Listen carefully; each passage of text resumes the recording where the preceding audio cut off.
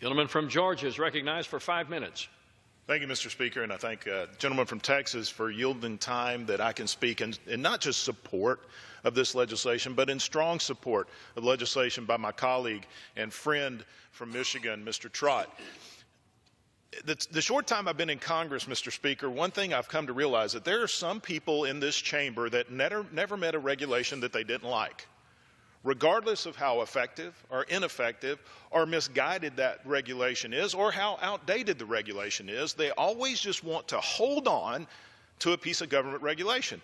I too appreciate the ranking member for going through the litany of mission statements of special interest groups here in Washington, D.C. But this is precisely what the American people are tired of. They're tired of Washington, D.C. swamp. They're tired of the special interest, and they want legislation that affects them personally. This piece of legislation will affect millions of Americans directly. Now, I'm not just speaking today from prepared remarks, which I have, but I'm speaking from someone with experience in this area. I spent 30 years, Mr. Speaker, in the IT services business. 10 of those years I spent protecting some of our nation's secrets through military intelligence and then working in the defense industry.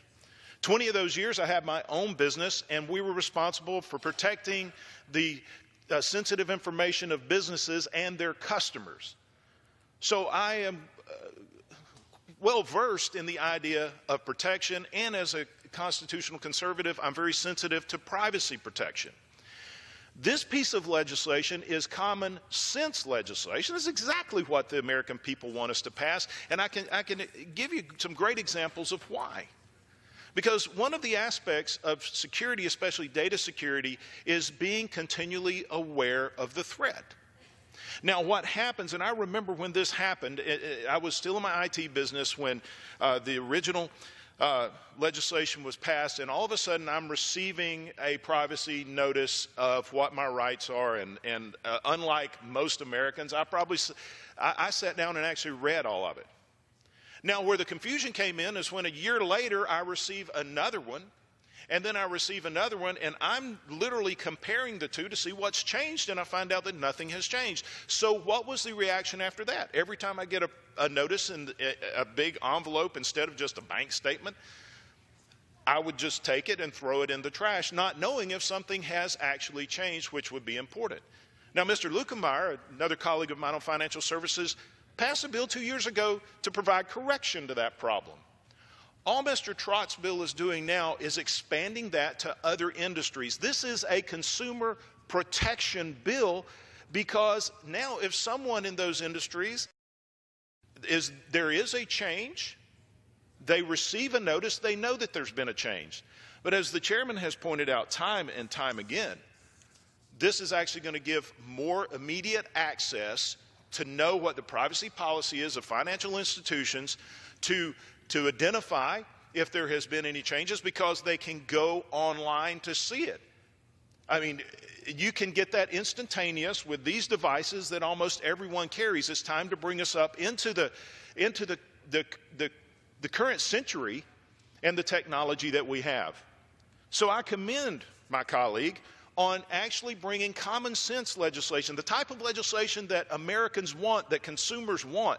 They want to know what their rights are, but they don't want to be inundated with useless information continually over and over again, because then they would actually not be aware of what their rights are and what has changed. Now, this is especially beneficial to Georgia because Georgia has become an auto manufacturing hub. And as we continue to grow this economy and more people, I believe in the next few days when we pass this tax bill, you're going to see a rise in people buying automobiles. Why? Because they're going to have more money in their back pocket, they're going to spend more money, and they're going to be taking out more loans. And so we need to make sure that they know immediately what their privacy rights are, and this bill will make it to where those will be available online. This simply makes it right-sizes government by making government smarter, more effective, and actually that the regulation is tailored toward the consumer, not toward the special interest groups and the trial lawyers in Washington, D.C. With that, Mr. Speaker, I strongly support this legislation. I urge my colleagues to join me in a favorable vote for this, and with that, I